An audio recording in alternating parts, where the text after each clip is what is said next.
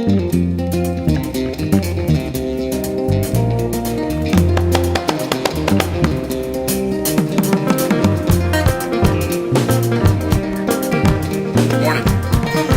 to Troutman, North Carolina, USA.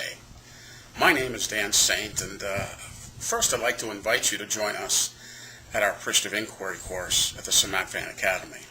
Sunil has asked me to say a few words about my perspective on Appreciative Inquiry and my experience.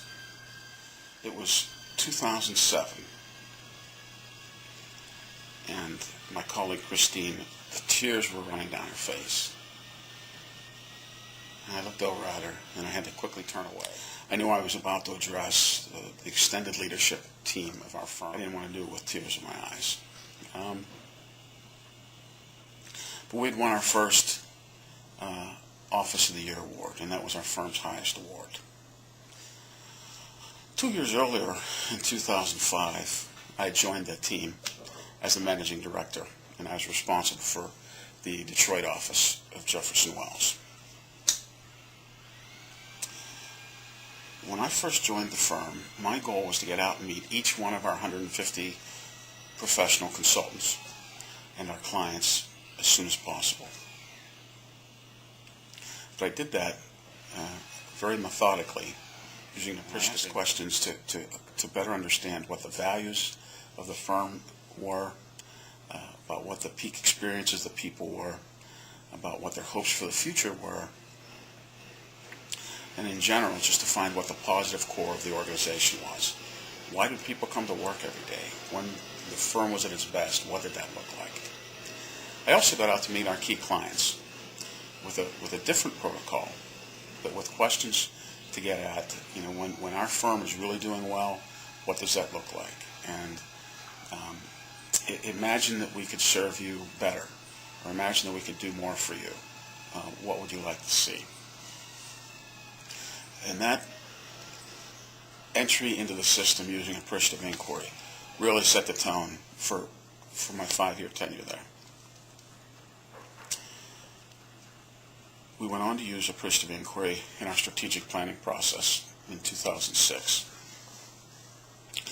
And we eventually brought our whole system together. By then now we'd grown pretty quickly to about 180 consultants. Tap each person and get their perspective into our strategic plan, and also their passionate commitment into it. What was really surprising was the level of engagement, the excitement of the people involved in it. The process of our strategic planning was for the local offices to build their plans, send those to corporate headquarters. Our corporate headquarters would then approve them, and then we would begin implementing we didn't have to wait for that. Our implementation of that new strategy was simultaneous with the development of the strategy. When each person left that room, they felt like they owned that plan. They contributed to that plan. It was their plan.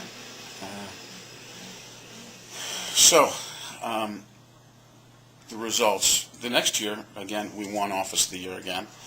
And we also were named as one of the top 3 places to work in Michigan by the Michigan newspaper, Detroit Free Press. So our results over those 5 years, in 2005, when I began as managing director, it was already an excellent team.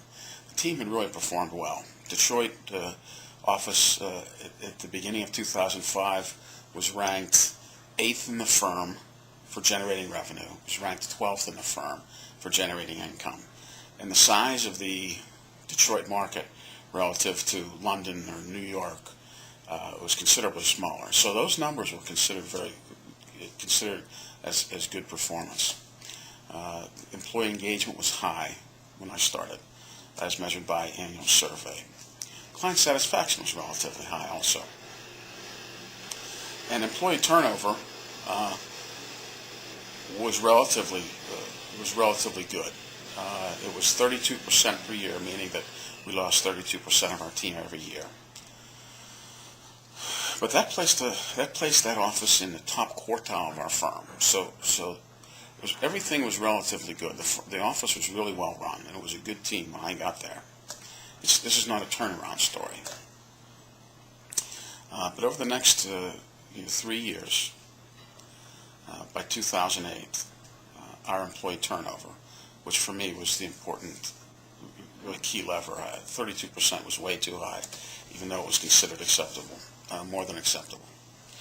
By 2008, our employee turnover had dropped to an astonishing level of 7%. We led the firm by far now in employee turnover. Employee engagement was also number one in the firm. We were ranked number one in the firm. And client satisfaction, we were now number one in the firm. And as far as our financial results, we had gone from 12th place in the firm in profitability and 8th place in revenues from the beginning of 2005 to now in 2008 being first in both of those measures. We led the world in terms of generating revenues and generating profits. Now, I can't say that Appreciative Inquiry was responsible for that dramatic increase in other factors involved. We had a great team. We had great clients. However, I do believe that the Appreciative Inquiry had a big impact on employee turnover and employee engagement. Elements drove client satisfaction. If you have engaged employees who stay on the job year after year and recur on clients year after year, clients like that. So improved engagement, improved turnover, improved client satisfaction, and improving client satisfaction and employee satisfaction results in better financial performance. It was an exciting 5 years, and I'm really grateful that I began using Appreciative Inquiry in my professional work. So anyway, that's a brief story about how one way that I've applied Appreciative Inquiry in actual work, in actual business. And so anyway, I hope to see you in October. I hope you'll join us for our Appreciative Inquiry course at the Samad Fan Academy. Thank you.